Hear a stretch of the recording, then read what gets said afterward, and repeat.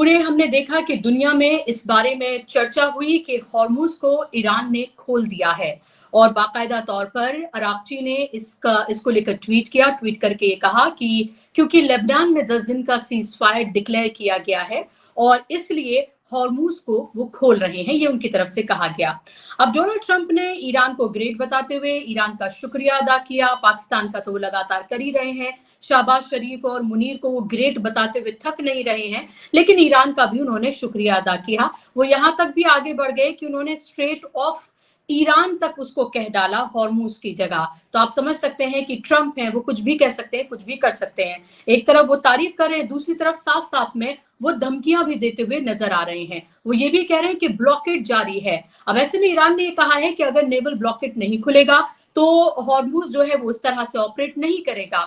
इसके अलावा एक के बाद एक डोनाल्ड ट्रंप ने कई क्लेम्स किए। 7 क्लेम्स हैं जो डोनाल्ड ट्रंप की तरफ से किए गए, जो उन्होंने सोशल ट्रुथ पर लिखे। उसके जवाब में जो गालिबाफ हैं उनकी तरफ से इसका जवाब दिया गया और ये कहा गया कि तमाम क्लेम्स जो हैं डोनाल्ड ट्रंप के वो झूठ हैं, वो लोगों को बहका रहे हैं। उन्होंने ये कहा कि स्ट्रेट ऑफ हॉर्मुज किस तरह से खुलेगा, पैसेज क्या दिया जाएगा, किस तरह से दिया जाएगा, किसको दिया जाएगा, कब तक दिया जाएगा, ये सब कुछ ईरान तय करेगा और उसी की शर्तों पर होगा। उन्होंने ये भी कहा कि जंग के मैदान में ये चीजें तय होंगी, ये सोशल मीडिया पर तय नहीं होंगी। तो एक तरह से हंसी का पात्र जो लगातार डोनाल्ड ट्रंप बने हुए हैं, एक और मौका उन्होंने खुद अपने आप को दिया है।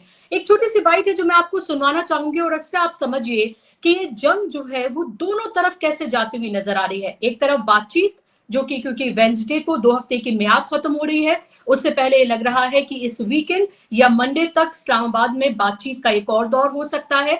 और दूसरी तरफ डोनाल्ड ट्रंप किस तरह की धमकियां देते हुए नजर आ रहे हैं, वो जरा आप सुनिए। Wednesday, when the ceasefire ends, will you extend the ceasefire or will you start attacks again? Maybe I won't extend it. Okay. But the blockade is going to remain. But maybe I won't extend it. So you have a blockade, and unfortunately, we'll have to start dropping bombs again. तो आपने सुन लिया, यहाँ पर Donald Trump को कह रहे हैं कि ब्लॉकेड भी जारी रहेगा और एक्सटेंड भी नहीं करेंगे वेंसडे से आगे, और ये कह रहे हैं कि ईरान पर फिर से वो बॉम्ब्स गिराएंगे, ये कह रहे हैं डोनाल्ड ट्रंप। तो आप समझ सकते हैं कि डोनाल्ड ट्रंप किस तरह की पोस्चरिंग यहाँ पे कर रहे हैं।